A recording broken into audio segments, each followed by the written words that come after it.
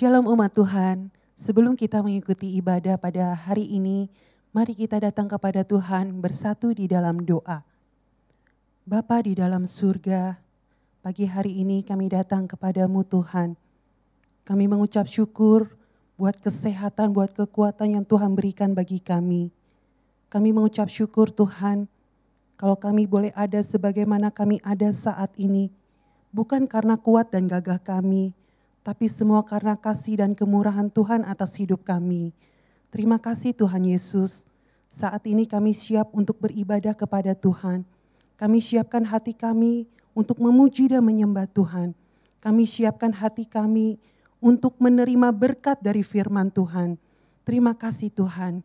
Kami percaya Engkau Allah kami yang maha hadir. Engkau hadir di tiap-tiap keluarga. Kehadiran Tuhan membawa pemulihan. Kehadiran Tuhan membawa kesembuhan, kehadiran Tuhan membawa kemenangan, kehadiran Tuhan membawa sukacita dan damai sejahtera. Terima kasih Tuhan, berkati dan urapi seluruh hamba-hamba Tuhan yang melayani di dalam ibadah hari ini. Terima kasih Tuhan, kami serahkan ibadah ini ke dalam tangan Tuhan, hanya di dalam nama Tuhan Yesus kami berdoa, kami mengucap syukur. Haleluya, amin.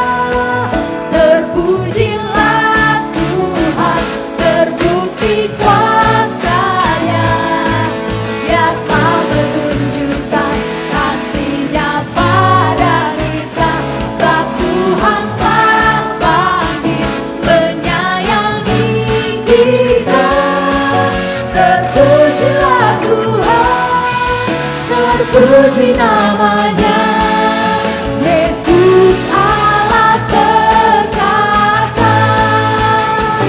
Terpujilah Tuhan, terbukti kuasa-Nya.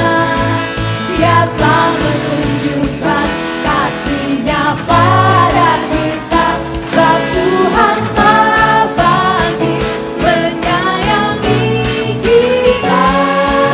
Terpujilah Tuhan, terpuji namanya, Yesus Allah perkasa.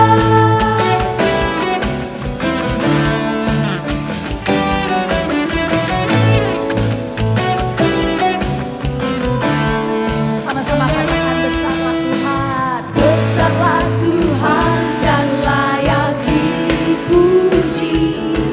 Besarlah namanya, kekallah kuasa-Nya.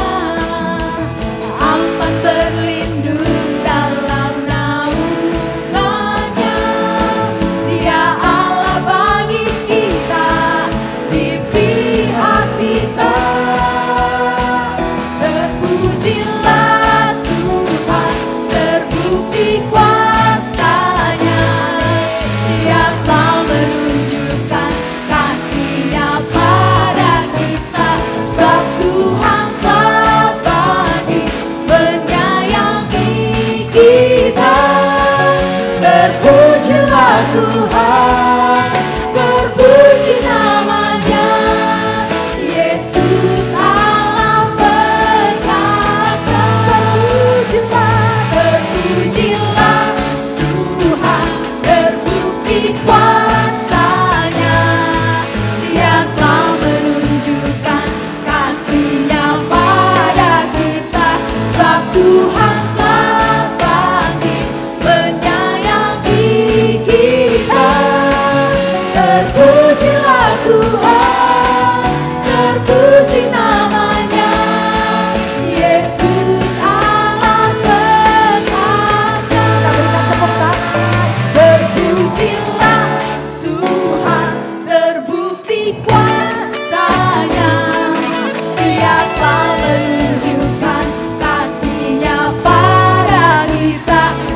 Tuhan abadi menyayangi kita.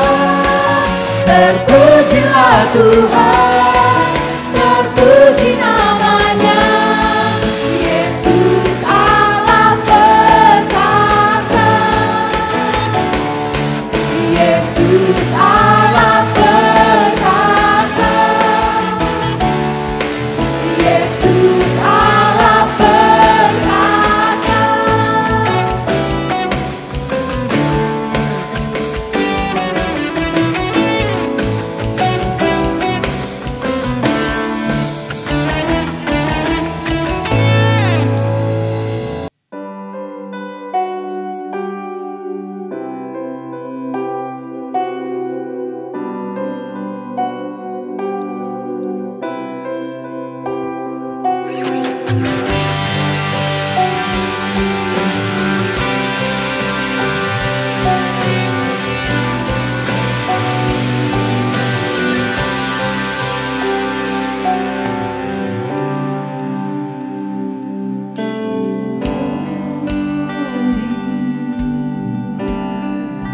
Lord God Almighty,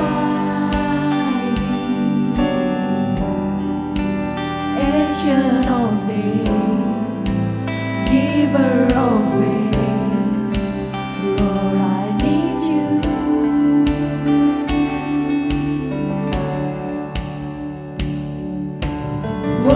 Worthy, Lord, you're deserving of all I have. I lay me down, Lord, I need you.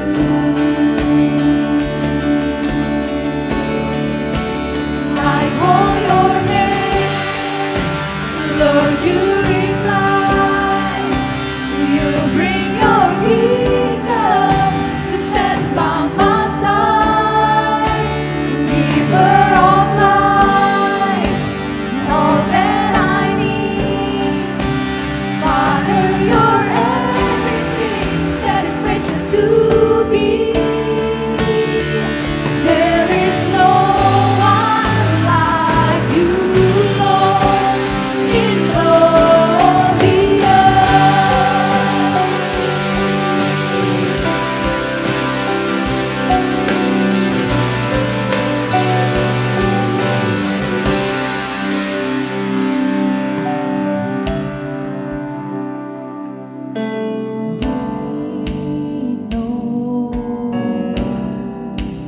Dios, tú eres digno de todo lo que soy. Pon a tus pies, te necesito.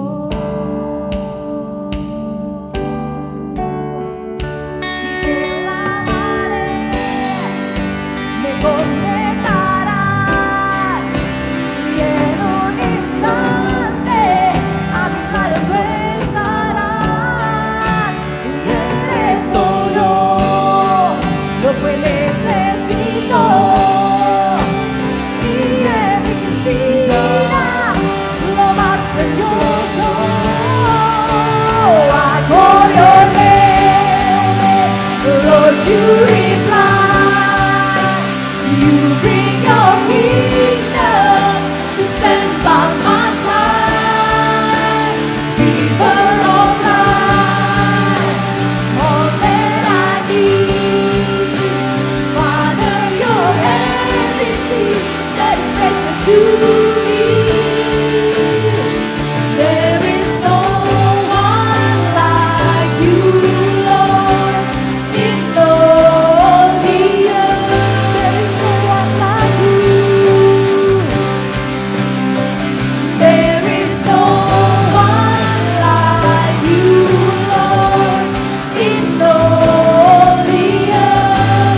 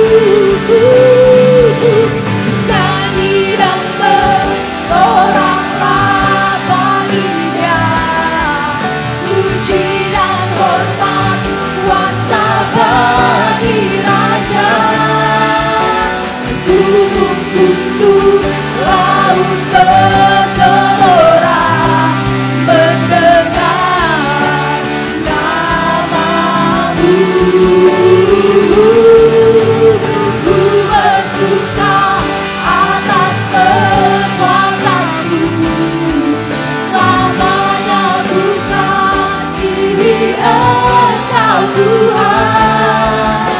Tiada janji seperti yang ada padamu. Tiada janji seperti yang ada padamu. Tiada janji seperti yang ada padamu.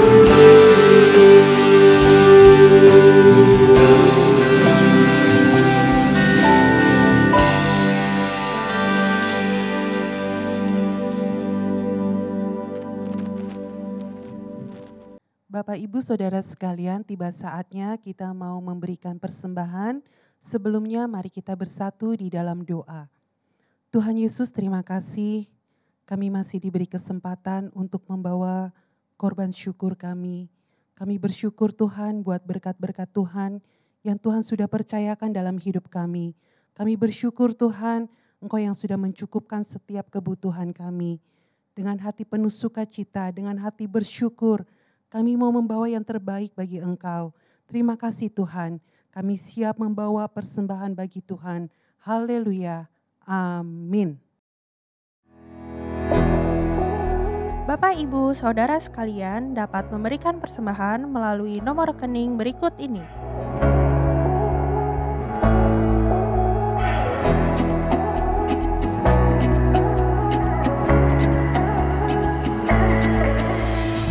Bapak Ibu juga dapat menabur untuk pembangunan Ambon melalui rekening berikut.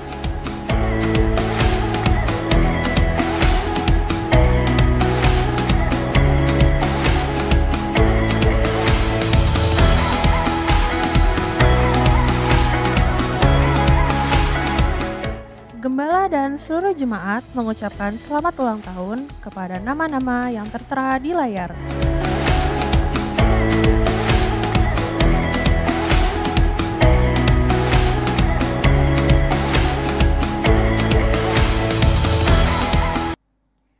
Shalom, selamat pagi Bapak Ibu sekalian sidang jemaat yang dikasihi Tuhan. Puji Tuhan kalau pada hari ini kita bersama-sama beribadah kembali. Walaupun masih lewat Zoom, lewat streaming. Tapi kita bisa beribadah sungguh mengucap syukur kepada Tuhan semua dalam keadaan sehat. Puji Tuhan, mari sebelum kita mulai firman Tuhan, kita sama-sama berdoa. Tuhan Yesus Bapa kami yang bertahta di dalam kerajaan surga, syukur dan terima kasih kami naikkan kepadamu karena kemurahan, kebaikan, kasih setiamu Tuhan dan kedaulatanmu selalu berlaku atas kami. Sidang jemaatmu yang mengasihi Engkau, sidang jemaatmu yang selalu percaya bahwa Engkau adalah Allah yang berkuasa, tidak ada Allah lain, tidak ada yang lain selain Engkau Tuhan. Kuasa-Mu sungguh dahsyat melindungi kami, menjaga kami, bungkus kami dalam kuasa darah anak domba Allah. Terima kasih Tuhan Yesus, sebentar kami akan mendengarkan, sama-sama mendengarkan firman Tuhan. Karena janji-Mu Tuhan tidak pernah berubah selama-lamanya buat kami yang percaya kepadamu. Kami akan sama-sama mendengar firman Tuhan. Kuduskan dan layakkan hamba-Mu untuk menyampaikan kebenaran firman Allah, supaya kebenaran firman Allah boleh berlaku atas kami yang percaya, yang mengandalkan hidup kami ini hanya kepadamu saja. Bungkus kami dalam kuasa darah anak domba Allah. Kiranya kuasa jahat tidak sanggup untuk menjamah kami, mendekat pada kami. Kuasa penyakit tidak bisa menjamah kami, tidak bisa mendekat kepada kami, karena Engkau selalu membungkus kami dalam kuasa darah anak domba Allah. Terima kasih Tuhan Yesus yang baik. Biar firman yang kami sampaikan boleh membawa berkat, boleh menguatkan hati kami, menambah iman percaya kami kepadamu, bahwa Yesus juru selamat kami yang hidup. Hanya dalam nama Tuhan Yesus kami boleh berdoa dan mengucap syukur. Haleluya. Amin. Puji Tuhan saudara-saudara.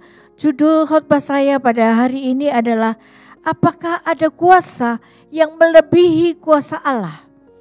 Saya akan ulangi. Apakah ada kuasa yang melebihi kuasa Allah? Saudara-saudara, kita sebelum membahas kuasa Allah, saudara-saudara, kita akan sama-sama melihat munculnya setan itu dari mana. Kita akan membaca dari Kejadian 1 ayat 31. Maka Allah melihat segala yang dijadikannya itu sungguh amat baik. Jadilah petang dan jadilah pagi. Itulah hari ke-6. Saudara-saudara, Allah menciptakan alam semesta ini sampai pada petang dan terang, saudara-saudara. Petang dan pagi, saudara-saudara, malam dan siang. Tuhan menciptakan dan mengatakan sungguh amat baik. Jadi tidak ada yang jelek, tidak ada yang jahat. Saudara-saudara, semua baik. Tetapi saudara perhatikan pada Kejadian 3 ayat yang pertama. Adapun ular ialah yang paling cerdik dari segala binatang di darat yang dijadikan oleh Tuhan Allah. Ular itu berkata pada perempuan itu, tentulah Allah berfirman, semua pohon dalam taman ini jangan kamu makan buahnya, bukan? Saudara, ini ular adalah iblis. Ular adalah setan yang tiba-tiba nongol, saudara-saudara. Pada Kejadian 2 ayat 17, Kejadian 2 ayat 17. Tetapi pohon pengetahuan tentang yang baik dan yang jahat itu, janganlah kamu makan buahnya. Sebab pada hari engkau memakannya, engkau akan mati. Pastilah engkau mati. Saudara-saudara, Tuhan berkata, semua buah-buahan, semua makanan yang ada di taman ini boleh kamu makan. Tapi sekali-kali jangan kamu makan pohon pengetahuan yang baik dan yang jahat. Karena begitu kamu makan, kamu pasti mati. Tetapi iblis memutarbalikan, saudara-saudara. Ular berkata pada Kejadian 3 ayat yang keempat. Ini lihainya iblis, saudara. Tetapi ular itu berkata kepada perempuan itu, sekali-kali kamu tidak akan mati. Tadi Tuhan berkata engkau pasti mati. Tapi iblis memutarbalikkan, dia adalah penipu, saudara. Dia ahli sekali dalam hal menipu. Sekali-kali kamu tidak akan mati. Saudara, namanya perempuan itu mudah sekali dibohongi, saudara ya. Kalau saudara-saudara melihat iklan saja, saudara melihat di Tokopedia atau di Lazada atau di mana saja, saya kurang tahu, saudara ya. Ada barang yang bagus dan murah, saudara ya. Wah, langsung perempuan namanya, saudara-saudara. Pasti langsung klik beli, saudara-saudara ya. Itu pintar sekali iblis menipu. Orang Tuhan bilang pasti mati, dia bilang tidak akan mati, saudara-saudara. Iblis paling pandai menipu manusia. Dia jahat, penipu dan pembunuh. Iblis memutar kata-kata Tuhan. Iblis adalah seorang pembunuh sejak awal dan tidak ada hubungannya dengan kebenaran. Dalam diri iblis tidak ada sama sekali kebenaran. Ketika dia berbicara tentang dirinya sendiri karena dia adalah pendusta dan bahkan bapak segala dusta. Saudara, kita coba baca dalam Wahyu 2 ayat 9. Aku tahu kesusahanmu dan kemiskinanmu, namun engkau kaya dan fitnah mereka yang menyebut dirinya orang Yahudi. Tetapi yang sebenarnya tidak demikian. Sebaliknya mereka adalah jemaah iblis. Jadi kalau dikatakan jemaah iblis, jadi kalau orang Kristen yang suka menipu, itu adalah jemaah iblis. Bukan jemaat kerajaan Allah, saudara-saudara. Dia adalah iblis dan setan, penipu seluruh dunia. Mereka dilemparkan ke bumi jadi ular yang di Taman Eden. Jelas iblis yang berarti pemfitnah, setan yang berarti penuduh, penipu seluruh dunia. Orang Farisi menyebutnya Beelzebul, raja iblis. Hingga dalam Kejadian 3 ayat 15, Tuhan berbicara dan mengutuk mereka. Aku akan mengadakan permusuhan antara engkau dan perempuan ini, antara keturunanmu dan keturunannya. Keturunannya akan meremukkan kepalamu dan engkau akan meremukkan tumitnya. Saudara-saudara, iblis adalah musuh daripada manusia. Orang Farisi menyebutnya Beelzebul, raja iblis. Hingga Tuhan berbicara dan mengutuk mereka. Pukulan yang menentukan itu dilakukan oleh keturunan yang paling sempurna dari seorang perempuan. antara engkau dan perempuan. Karena perempuan yang ditipu, maka keturunan dari perempuan itu, saudara-saudara, perempuan itu mempunyai keturunan yang paling sempurna, yaitu siapa namanya? Yesus Kristus namanya. Dia yang akan memukul habis setan, saudara-saudara. Pukulan yang menentukan dilakukan oleh keturunan yang sempurna dari wanita, yaitu Yesus Kristus ketika dia mati di kayu salib. Ketika Kristus mati untuk dosa-dosa kita, setan dilucuti dan dikalahkan. Satu-satunya senjata yang iblis punyai adalah tuduhan sampai sekarang terhadap manusia yang ada di dunia ini. Saudara-saudara, tuduhan bahwa di hadapan Tuhan, bahwa kita masih berdosa, bahwa kita bersalah dan harus mati bersama iblis. Itu adalah tuduhan dari iblis yang selalu diberikan kepada manusia. Kamu sudah berbuat dosa, kamu mati bersama-sama dengan dia, saudara-saudara. Tapi jangan takut, ketika Kristus mati di atas kayu salib, semua tuduhan itu dibatalkan. Semua orang yang percaya bahwa Yesus Kristus adalah juru selamat tidak akan pernah binasa. Tubuh bisa mati, tetapi roh kita tetap hidup bersama-sama dengan Tuhan. Setan tidak dapat memisahkan kita dari kasih Allah di dalam Kristus. Kita baca Roma 8:37-39. Tetapi dalam semuanya itu kita lebih daripada orang-orang yang menang oleh Dia yang telah mengasihi kita. Sebab aku yakin bahwa baik maut maupun hidup, baik malaikat-malaikat maupun pemerintah-pemerintah, baik yang ada sekarang maupun yang akan datang, atau kuasa-kuasa, baik yang di atas maupun yang di bawah, ataupun sesuatu makhluk lain, tidak akan dapat memisahkan kita dari kasih Allah yang ada dalam Kristus Yesus Tuhan kita. Saudara, kita adalah lebih daripada pemenang. Karena Dia, Yesus, mengasihi saya dan saudara. Di tengah-tengah pandemi yang mencekam ini, saudara-saudara, makin hari makin meningkat. Sehingga diadakan lagi PSBB lagi, saudara-saudara. Sampai 25 Januari ada PSBB lagi. Tidak bisa makan di restoran, gak bisa, saudara. Tapi kalau dibawa pulang, bisa. Saudara-saudara, karena terus meningkat. Saudara-saudara, tetapi jangan takut.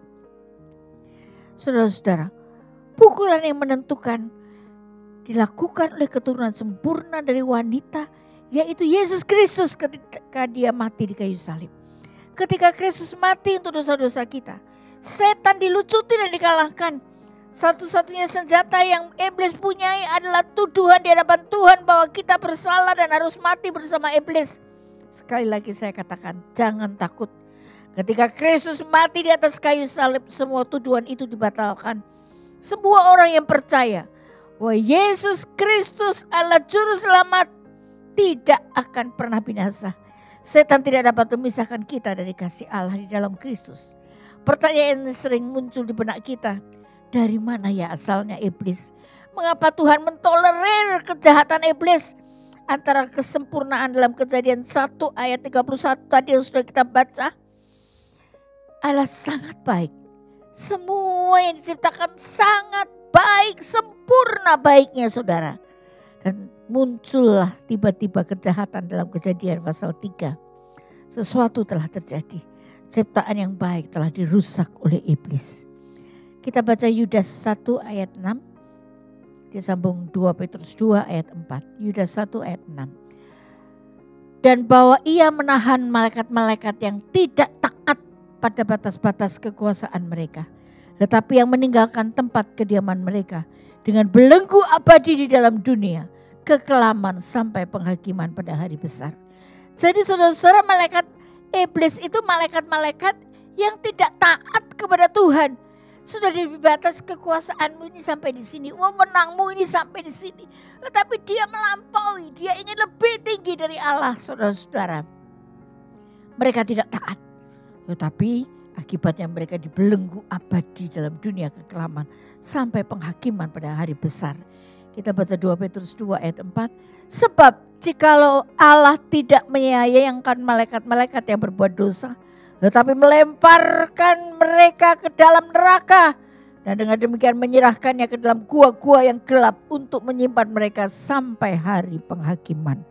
Saudara-saudara, Seperti yang sudah kita baca dalam Yudas 1 ayat 6. Malaikat yang tidak tinggal dalam otoritasnya sendiri merupakan dosa. Suatu pemberontakan sudah mereka lakukan. Suatu keinginan dari diri malaikat itu, saudara, lebih berkuasa dari Tuhan. Dan ingin mempunyai otoritas yang lebih daripada yang telah ditetapkan oleh Tuhan. Bahwa mereka berkuasa dan otoritasnya di bawah Tuhan. Jadi saya ulangi saudara, malaikat itu mempunyai otoritas dan kuasa di bawah Tuhan, di bawah Allah. Jadi kalau Allah segini, malaikat itu di bawahnya. Tapi dia melihat Tuhan kok hebat banget ya.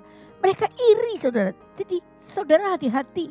Sebagai manusia yang iri terhadap orang yang berhasil, hati-hati. Setan bisa bekerja, saudara, jangan buka celah kelemahan saudara-saudara.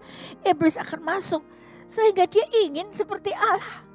Saudara, sehingga dia keluar dari otoritasnya saudara. Jadi setan berasal dari malaikat yang bersama malaikat yang lain. Memberontak melawan Tuhan. Menolak dia Tuhan sebagai raja. Dan kegembiraan yang memuaskan mereka. Dan memulai perjalanan untuk meninggikan diri dan dianggap bisa menentukan nasib mereka sendiri. Mereka meninggikan diri mereka saudara. Dan menganggap bahwa mereka bisa menentukan nasib mereka sendiri. Mereka tidak mau jadi bawahan. Mereka tidak ingin diutus oleh Tuhan untuk melayani orang lain. Mereka ingin memiliki otoritas atas diri mereka sendiri. Dan mendirikan diri mereka sendiri. Lebih daripada Tuhan. Saudara harus diingat. Bahwa kedaulatan Tuhan berkuasa atas setan. Allah mempunyai kedaulatan yang tidak bisa dilampaui oleh setan. Saudara, meskipun setan disebut penguasa dunia, tetapi yang terakhir Tuhanlah yang memegang kekuasaan. Kekuasaan terakhir ada di dalam tangan Tuhan. Meskipun roh-roh najis ada di mana-mana, melakukan penipuan bahkan sampai pembunuhan, Yesus Kristus memiliki semua otoritas atas iblis. Kita baca Markus 1 ayat 27. Mereka semua takjub. Sehingga mereka memperbincangkan katanya, apa ini? Suatu ajaran baru, ia berkata-kata dengan kuasa. Roh-roh jahat pun diperintahnya dan mereka taat kepadanya. Roh-roh jahat pun diperintahnya dan mereka taat kepadanya. Jadi saudara jangan takut. Serem, ada iblis serem. Saudara jangan suka lihat film-film yang ada setan-setannya itu yang menakutkan. Saudara nanti saudara jadi takut sama setan. Tidak saudara, karena apa? Roh jahat pun diperintah sama Tuhan dan mereka taat kepadanya. Kita milik Tuhan saudara-saudara. Kita berhak juga saudara. Kita diberi kedaulatan untuk mengusir iblis saudara. Memerintah iblis. Dan mereka akan takut sama kita. Saudara-saudara, ia memerintahkan. Bahkan roh-roh najis itu mentaati Tuhan. Ini berarti ketika Kristus memerintah iblis, iblis pasti menurut. Setan adalah seperti singa yang mengaum, mencari mangsa dan mencari makan. 1 Petrus 5, 8-9. 1 Petrus 5. Sadarlah dan berjaga-jagalah. Lawanmu si iblis berjalan keliling sama seperti singa yang mengaum-ngaum dan mencari orang yang dapat ditelannya. Maka tadi saya berkata jangan buka celah terhadap iblis, jangan sombong, jangan iri hati, jangan dendam. Saudara-saudara, itu merupakan celah yang kita buka sendiri. Sehingga iblis melihat dia mengaum-ngaum terus keliling kita mencari orang yang dapat ditelannya. 1 Petrus 5 ayat 9. Lawanlah dia dengan iman yang teguh. Sebab kamu tahu bahwa semua saudaramu di seluruh dunia menanggung penderitaan yang sama. Apa yang Tuhan katakan? Lawanlah dia dengan iman yang teguh. Jadi saya dan saudara meskipun pandemi yang ini menjarah kemana-mana saudara ya. Setiap kita datang HP kita bunyi ding. Anda masuk zona merah. Ntar baru lewat lagi sedikit, ding lagi, Anda masuk. Nah, semua zona merah saudara, jadi kita gak bisa pergi kemana-mana. Stay at home lebih baik saudara ya. Tinggal di rumah saja, gak usah takut, gak usah kemana-mana. Kalau perlu banget baru pergi saudara ya. Saudara,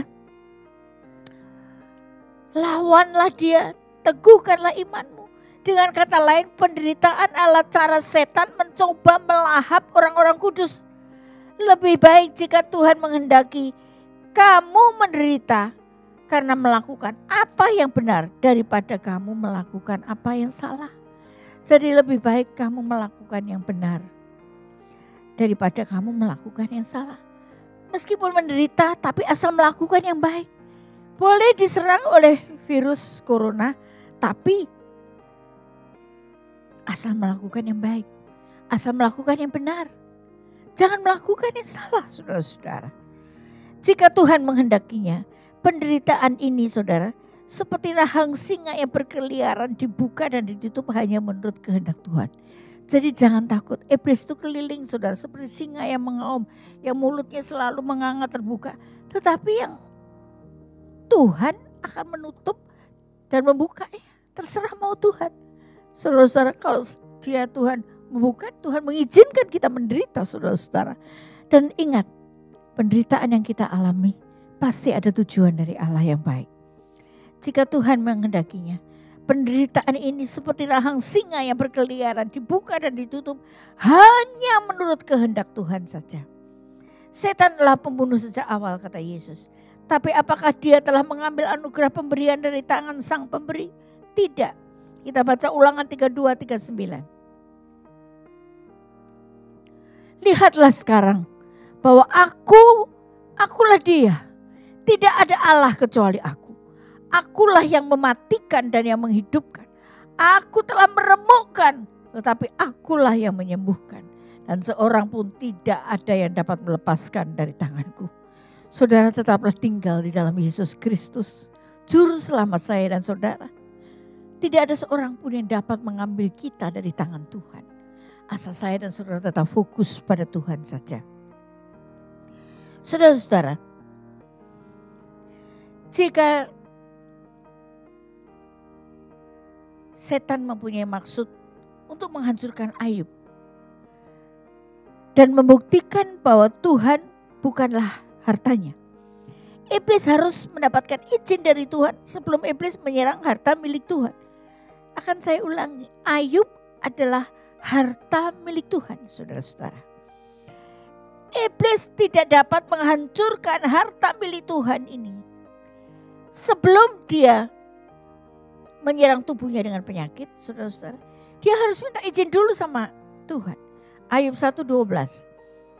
Maka firman Tuhan kepada iblis, nah segala yang dipunyainya ada dalam kuasamu, hanya janganlah engkau mengulurkan tanganmu terhadap dirinya. Semua harta kekayaannya, anak-anaknya semuanya punyamu, boleh iblis matiin, iblis hancurkan, iblis musnahkan semuanya. Hanya Ayub sendiri yang percaya, tetap percaya sama Tuhan. Hanya karena apa? Karena setan tidak bisa menjamah Ayub. Janganlah engkau mengulurkan tanganmu terhadap dirinya. Kemudian pergilah iblis dari hadapan Tuhan. Jadi ada kedaulatan dari Tuhan atas kita semua, saudara. Iblis tidak bisa menjamah kita kalau tidak diizinkan oleh Tuhan. Saudara-saudara, harapan kita hanya pada Tuhan saja. Iblis tidak akan dapat melampaui batas yang ditetapkan Tuhan.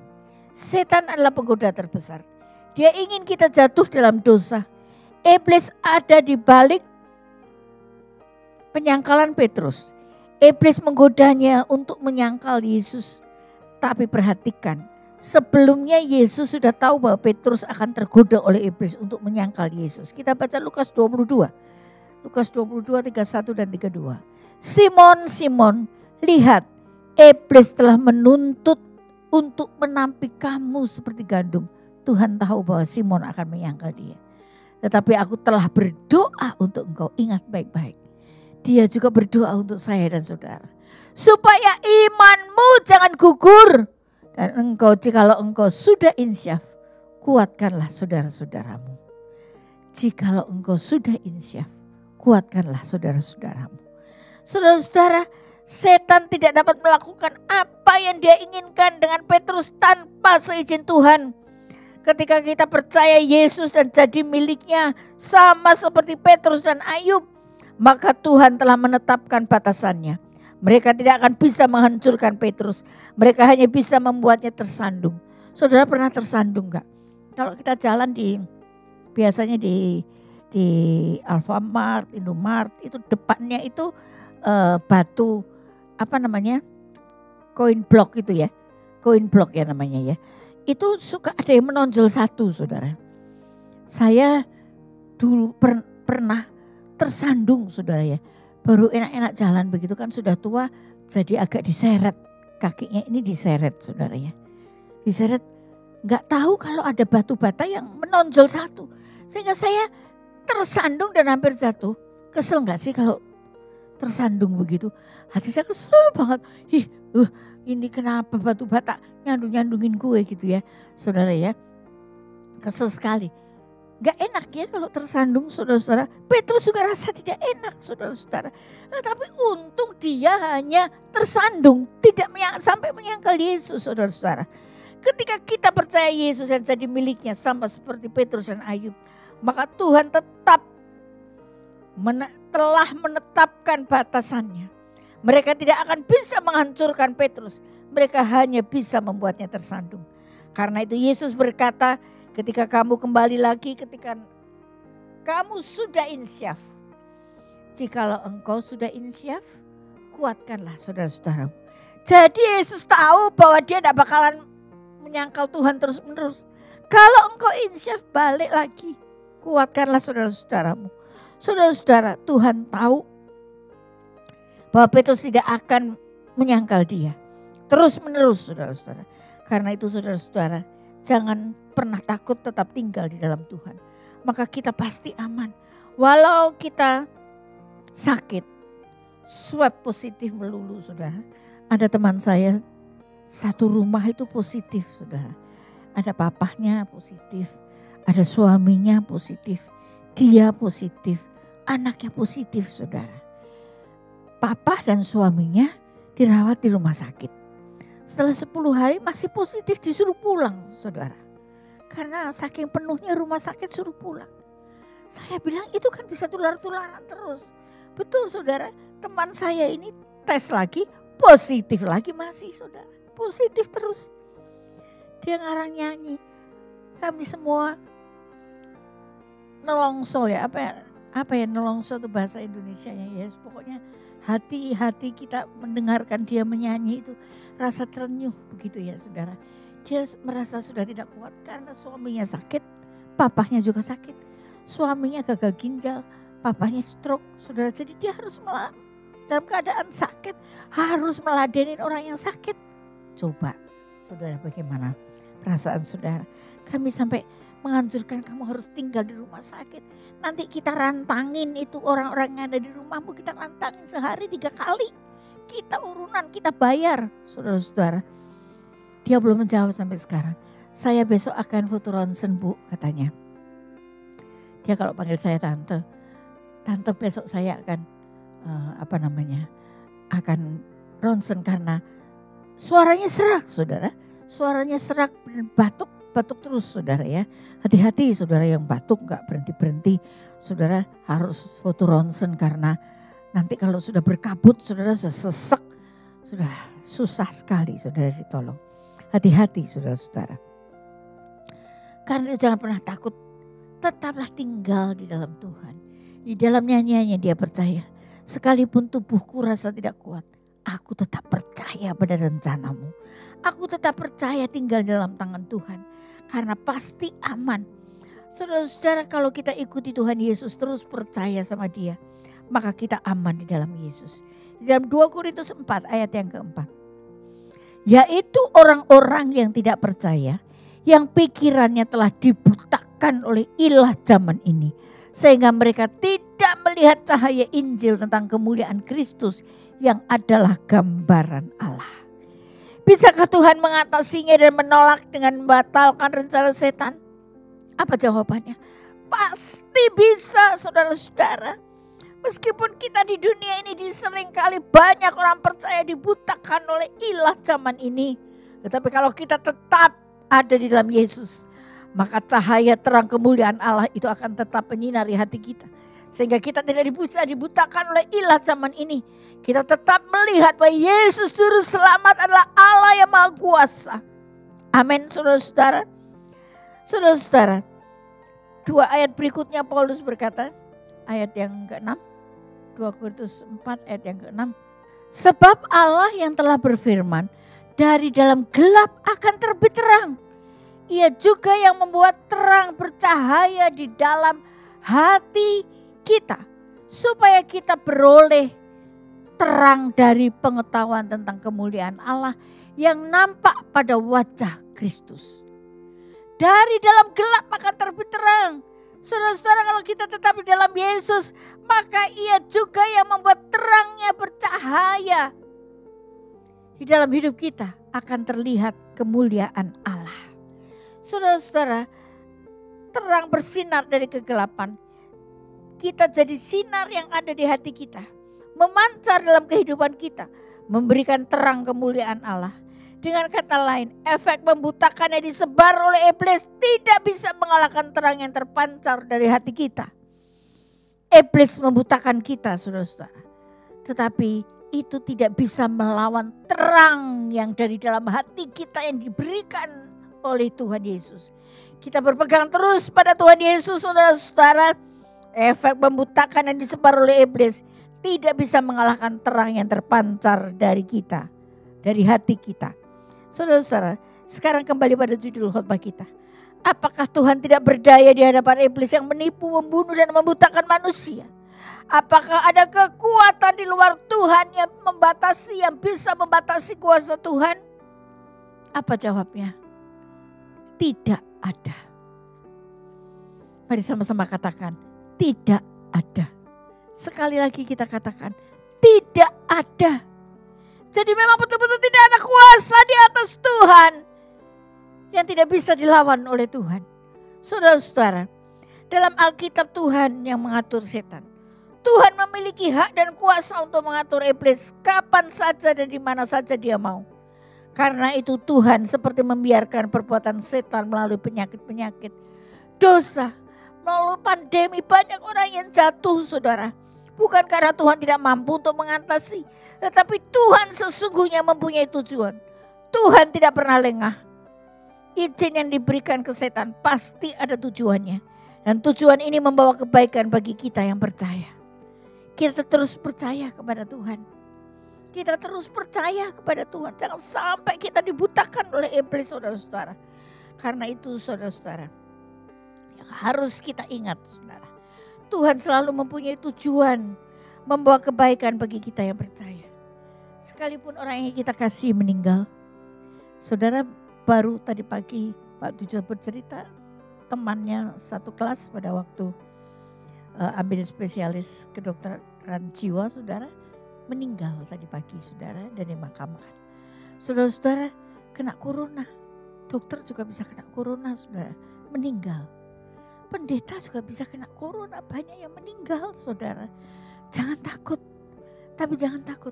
Kalau meninggal itu bukan hukuman buat saya dan saudara dari Tuhan. Bukan, saudara, jangan dibohongin oleh iblis. Itu bukan hukuman, tetapi itu adalah disiplin dari Tuhan, saudara-saudara. Tuhan adalah Allah yang maha suci, tanpa batas. Tuhan itu sangat berkuasa. Setan berada di bawah kebijaksanaan Allah yang mengatur segalanya. Karena itu jemaat Tuhan harus hati-hati, waspada menjalani hidup ini.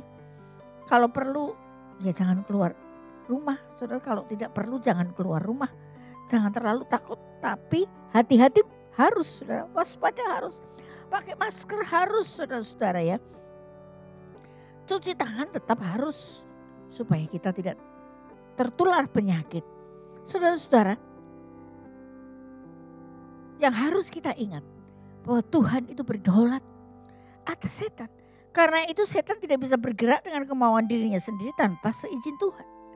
Pertanyaannya, kalau Tuhan berkuasa, mengapa dia tidak menghabiskan saja semua setan? Langsung tuas semua. Setan mati, corona hilang, habis lenyap, saudara-saudara.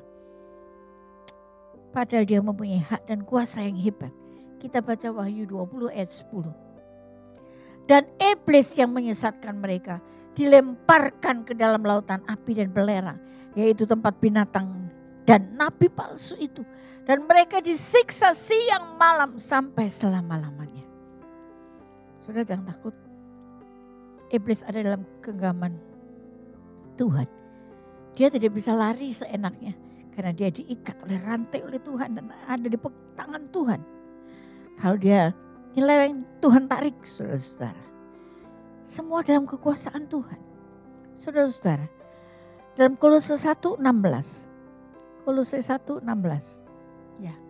Karena di dalam Dialah telah diciptakan segala sesuatu yang ada di surga dan yang ada di bumi, yang kelihatan dan yang tidak kelihatan. Baik singgasana maupun kerajaan, baik pemerintah maupun penguasa, segala sesuatu diciptakan oleh Dia dan untuk Dia. Amin, saudara-saudara. Segala sesuatu yang ada ini diciptakan oleh Tuhan dan untuk Tuhan. Saudara-saudara, jadi kalau Tuhan mengalahkan iblis melalui kesabarannya, kasih, belas kasihan, kerendahan hati, melalui penderitaan dan kematian sekalipun, saudara, Tuhan Yesus lebih dimuliakan daripada Tuhan mengalahkan iblis, mematikan iblis dengan kekuatan yang mentah dan kasar. Tuhan tidak akan dimuliakan. Tetapi kalau dengan sabar, kasih, belas kasihan, kerendahan hati, penderitaan dan kematian, saudara-saudara, Yesus akan lebih dimuliakan. Semakin besar sukacita orang yang percaya dan mencintai Dia. Karena Yesus lebih dimuliakan. Kemuliaan Yesus Kristus mencapai puncaknya dalam pengorbanan yang taat. Dia taat di kayu salib. Disitulah letak kemenangan Yesus atas iblis. Kolose 2 ayat 15. Ia telah melucuti pemerintah-pemerintah dan penguasa-penguasa dan menjadikan mereka tontonan umum dalam kemenangannya atas mereka. Ingat suatu hari Dia menang, kita pun menang, saudara-saudara. Sehingga iblis menjadi tontonan umum, saudara-saudara. Yohanes 13 ayat 31. Sesudah Yudas pergi berkatalah Yesus, sekarang anak manusia dipermuliakan dan Allah dipermuliakan di dalam Dia. Amin, saudara-saudara. Saudara-saudara, Yesus dipermuliakan dalam hidup kita. Sekarang pada saat terakhir anak manusia dimuliakan dan Allah dimuliakan di dalam Dia. Yohanes 13 ayat 31, saudara ya. Dalam menghadapi kejahatan, apa yang harus kita lakukan? Dalam menghadapi pandemi yang merupakan karya iblis ini, saudara-saudara, apa yang harus kita lakukan? Yang harus kita lakukan adalah ketahuilah bahwa kejahatan itu memang ada. Bahwa iblis itu memang ada, saudara-saudara. Dalam 1 Petrus 4 ayat 12. 1 Petrus 4 ayat 12. Saudara-saudara yang kekasih, janganlah kamu heran dan nyala api siksaan yang datang kepadamu sebagai ujian, seolah-olah ada sesuatu yang luar biasa terjadi atas kamu. Jadi saudara-saudara, kalau kita sedang mengalami percobaan, sakit, saudara ya, bahkan ada yang mati, mungkin keluarga kita ada yang mati. Jangan heran saudara-saudara akan penderitaan itu. Sebagai ujian saja, sebagai ujian. Saudara-saudara, seolah-olah jangan kaget dan putus asa, saudara-saudara. Seolah-olah sesuatu yang aneh sedang terjadi padamu. Bukan aneh. Karena memang kita tahu kejahatan itu ada. Kematian itu biasa, sakit penyakit itu biasa, saudara-saudara. Yang berikutnya bertahan menghadapi kejahatan. Kita tahu bahwa ada kejahatan, kita harus bertahan terhadap kejahatan. 1 Korintus 13 ayat 7. Ia menutupi segala sesuatu, percaya segala sesuatu, mengharapkan segala sesuatu, sabar menanggung segala sesuatu. Saudara-saudara di rumah kalau ada yang sakit atau ada yang kehilangan berduka cita, saudara-saudara, ayat ini boleh menguatkan kita. Ia menutupi segala sesuatu, percaya segala sesuatu, mengharapkan segala sesuatu, sabar menanggung segala sesuatu. Saudara-saudara, yang berikutnya, selain bertahan menghadapi kejahatan, kita harus bersyukur atas akibat kita dimurnikan di dalam kejahatan itu. Kalau kejahatan datang atas kita, itu kita dimurnikan. Karena itu kita bersyukur dalam Efesus 5 ayat 20. Efesus 5:20. Ucaplah syukur senantiasa atas segala sesuatu dalam nama Tuhan kita Yesus Kristus kepada Allah dan Bapa kita. Ucapkanlah syukur dalam segala hal, saudara. Dan bencilah kejahatan. Dalam menghadapi kejahatan, bencilah kepada kejahatan. Roma 12 ayat 9. Yuk dengan cepat. Hendaklah kasih itu jangan pura-pura. Jauhilah yang jahat dan lakukanlah yang baik. Kalau ada yang jahat, jangan ikut-ikutan jahat. Lakukanlah yang baik, saudara-saudara. Yang berikut, selain bencilah kejahatan, berdoa untuk lepas dari kejahatan. Matius 6:13. Matius 6:13. Dan janganlah membawa kami ke dalam pencobaan, tetapi lepaskanlah kami dari yang jahat. Karena engkaulah yang mempunyai kerajaan dan kuasa dan kemuliaan sampai selama-lamanya. Saudara-saudara, tiap hari boleh berdoa Bapak kami. Mau sehari 2 kali, 3 kali boleh saudara. Ini adalah akhir dari doa Bapak kami. Dan janganlah membawa kami ke dalam pencobaan, tetapi lepaskanlah kami daripada yang jahat. Saudara-saudara, yang berikutnya ungkapkanlah kejahatan. Kejahatan dibuka, jangan ditutup-tutupi saudara. Saudara catat saja Efesus 5 ayat 11. Kemudian atasi kejahatan dengan kebaikan. Roma 12:21. Janganlah kamu kalah terhadap kejahatan, tapi kalahkanlah kejahatan dengan kebaikan. Saudara-saudara, kalau ada orang yang jahat sama kita, kita atasi dengan kebaikan. Dan lawanlah kejahatan. Yakobus 4 ayat 7. Lawanlah kejahatan. Karena itu tunduklah kepada Allah dan lawanlah iblis. Maka ia akan lari daripadamu. Saudara-saudara, saya suka berkata kepada cucu saya, jangan takut iblis. Kalau kamu takut rasanya ada iblis begitu. Dalam nama Tuhan Yesus kamu tengking. Iblis pergi, iblis lari daripadaku. Saudara-saudara. Dan memang kita harus melawan iblis. Iblis harus kita lawan saudara-saudara. Ada 4 hal yang tidak boleh dilakukan dengan kejahatan. Pada waktu saudara menghadapi pandemi, pada waktu saudara menghadapi kesakitan, pada waktu saudara menghadapi kematian. Saudara tidak boleh melakukan, jangan pernah putus asa. Setan adalah penguasa dunia ini. Tetapi Tuhan penguasa terakhir, memegang kekuasaan terakhir. Jangan pernah putus asa dengan menganggap dunia jahat ini berada di luar kendali Tuhan. Jadi kalau ada orang bilang, kayaknya Tuhan enggak ada deh. Kok Tuhan diemin aja sih? Sudah berapa ribu orang yang meninggal, kok Tuhan diem saja sih? Saudara-saudara, apakah orang percaya tidak berdoa? Membunuh corona, saudara-saudara. Mematikan iblis yang membuat di belakang virus corona itu, saudara-saudara. Sehingga banyak orang yang sakit, banyak orang yang terkapar, saudara-saudara. Tetapi jangan pernah putus asa. Amin, saudara. Yang berikutnya, jangan pernah menyerah dengan perasaan bahwa karena kejahatan acak kehidupan tidak masuk akal dan tidak berarti. Kita baca dengan cepat Roma 11:33 dan 36. Oh alangkah dalamnya kekayaan, hikmat dan pengetahuan Allah. Sungguh tak terselidiki keputusan-keputusannya dan sungguh tak terselami jalan-jalannya. Sebab segala sesuatu adalah dari Dia dan oleh Dia dan kepada Dia. Bagi Dialah kemuliaan sampai selama-lamanya. Jadi bukan buat yang lain, saudara-saudara. Segala sesuatu adalah dari Dia, oleh Dia dan untuk Dia, saudara-saudara. Karena itu jangan pernah menyerah dengan perasaan bahwa Tuhan tidak bisa lakukan apa-apa terhadap kejahatan. Yang berikutnya, jangan pernah menyerah dengan berpikir bahwa Tuhan tidak mampu mengalahkan kejahatan dan mengatur dunia ini. Tuhan itu benar dalam segala hal. Mazmur 145 ayat 17. Tuhan itu adil dalam segala jalannya dan penuh kasih setia dalam segala perbuatannya. Saudara-saudara, Tuhan tahu, Tuhan adil, saudara-saudara. Karena itu jangan pernah menyerah dan berpikir bahwa Tuhan tidak mampu mengalahkan virus corona, saudara-saudara. Tuhan itu benar dalam segala hal. Dan yang berikutnya, saudara, jangan pernah meragukan bahwa Tuhan sepenuhnya untuk kita di dalam Yesus Kristus. Jika kita di dalam Dia dan Dia di dalam kita, jangan pernah meragukan kalau kita tertimpa kejahatan.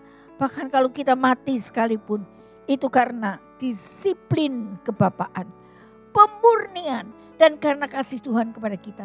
Bukan karena penghakiman, penghukuman, karena dosa kita sudah diselesaikan oleh Tuhan kayu salib.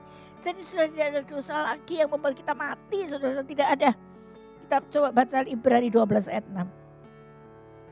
Karena Tuhan menghajar orang yang dikasihinya. Dan ia menyesah orang yang diakuinya sebagai anak. Jadi saudara-saudara, Tuhan mendisiplinkan kita, orang yang dikasih, dan menghukum setiap anak yang dia terima sebagai anak. Saudara-saudara, sebagai kesimpulan, ketika kita meninggalkan rancangan kejahatan iblis dan mempercayai kekuatan, kedaulatan, kekuasaan, dan kasih Tuhan, maka kita memenuhi tujuan Tuhan dalam membiarkan setan bekerja. Kita memuliakan nilai Yesus yang jauh lebih tinggi. Akan saya ulangi saudara-saudara.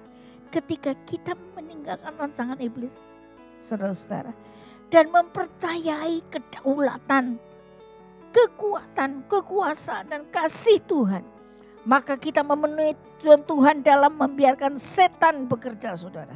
Kita memuliakan nilai Yesus yang jauh lebih tinggi. Kita memuliakan nama Tuhan yang jauh lebih tinggi. Jadi tidak ada kuasa yang lebih tinggi dari kuasa Allah. Saudara, saya harap saudara bisa mengerti dan menangkap firman Tuhan pada hari ini. Bahwa tidak ada kuasa yang lebih tinggi dari kuasa Allah.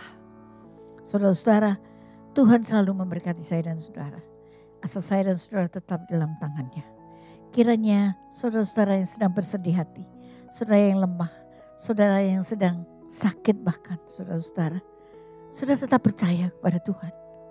Muliakan Dia dalam hidup saya dan saudara. Katakan, aku percaya Engkau. Terus menerus aku percaya. Tambahkan imanku. Tambahkan imanku kepadamu Tuhan. Maka Dia akan menjamah saudara.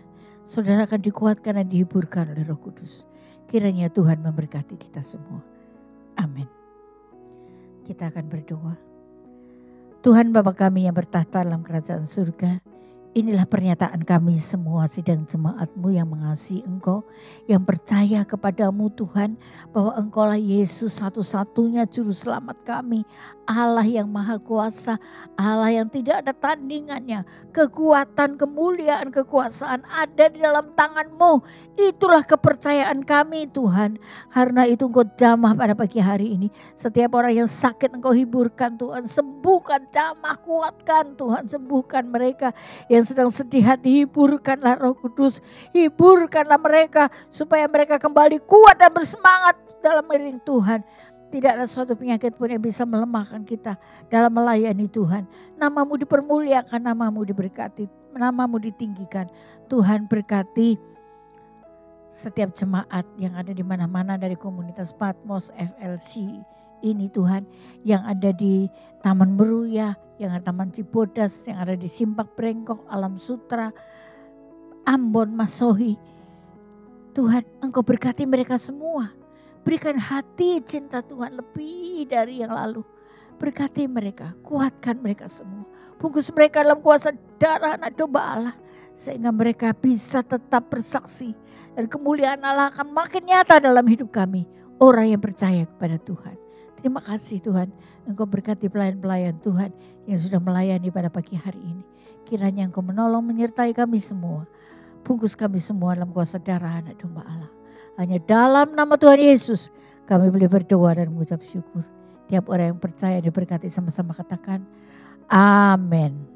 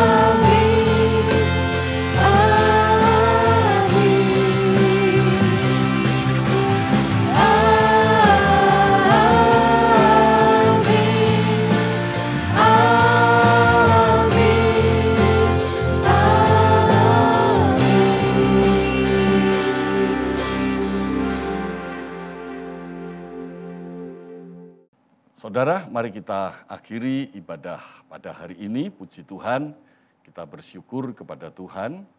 Mari jemaat yang saya kasih di dalam Tuhan, saya undang bangkit berdiri. Puji Tuhan. Tuhan Yesus, terima kasih kami boleh mengakhiri ibadah pada hari ini. Oleh kebaikan Tuhan, kami boleh menerima segala yang terbaik dari Tuhan Yesus, tambah-tambahkan hikmat yang dari atas dalam hidup kami, supaya hidup kami tidak terseret, tidak terpengaruh oleh hikmat-hikmat yang lain yang bukan berasal dari Tuhan.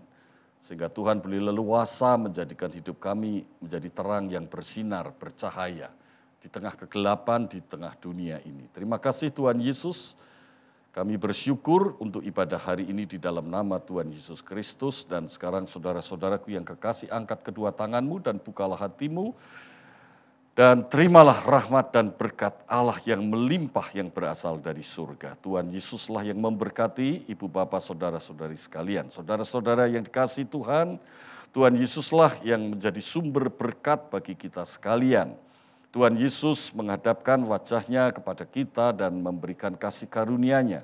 Tuhan Yesus menyinari kita dengan wajahnya dan memberikan damai sejahteranya. Dan sekarang penuhlah damai sejahtera di dalam hatimu, di tengah-tengah keluargamu, seisi rumahmu.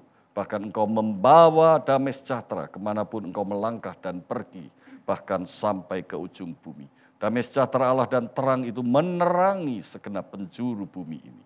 Dan sekarang terimalah rahmat dan berkat Allah yang melimpah, kasih anugerah Tuhan Yesus Kristus, kuasa, pimpinan, persekutuan, dan penghiburan Roh Kudus menyertai saudara-saudaraku sekalian, mulai hari ini sampai selama-lamanya. Haleluya. Semua yang diberkati dalam nama Yesus, mari kita bersama-sama mengatakan amin.